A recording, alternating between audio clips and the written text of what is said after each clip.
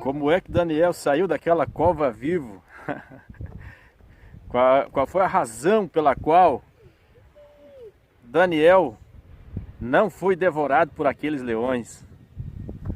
A Bíblia nos responde.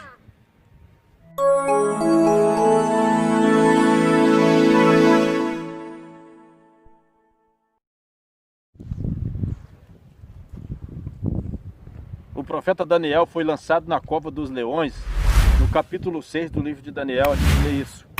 E o profeta, ele passou a noite inteira na cova dos leões. Ele foi acusado pelos seus inimigos, que tentaram de alguma forma fazer com que Daniel fosse lançado na cova, para que Daniel fosse morto e Daniel fosse atingido, e também o plano de Deus relacionado ao que Deus tinha na vida de Daniel na Babilônia, porque Deus levou Daniel para a Babilônia com um propósito, e Daniel lá naquele lugar teve visões de Deus que foram visões muito importantes para a história não só de Israel, mas para a história da humanidade e também relacionada ao ministério messiânico. Mas veja só, o profeta Daniel estava lá dentro da cova e ele saiu da cova vivo. Ele passou a noite no meio de leões famintos, no meio de feras devoradoras. Mas o Daniel não sofreu nenhum dano. As pessoas têm suas respostas e algumas pessoas divergem de suas respostas, mas qual foi a razão pela qual o profeta Daniel não foi devorado pelos leões? A Bíblia nos responde. Capítulo 6, versículo 22 do profeta Daniel.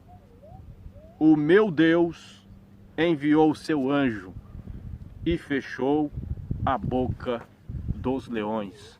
A razão pela qual Daniel saiu vivo da cova dos leões, os leões não o devoraram, foi porque o Senhor enviou o seu anjo e fechou a boca dos leões. O mérito não é do profeta, o mérito não é de mais ninguém, o mérito é do Senhor que enviou o seu anjo.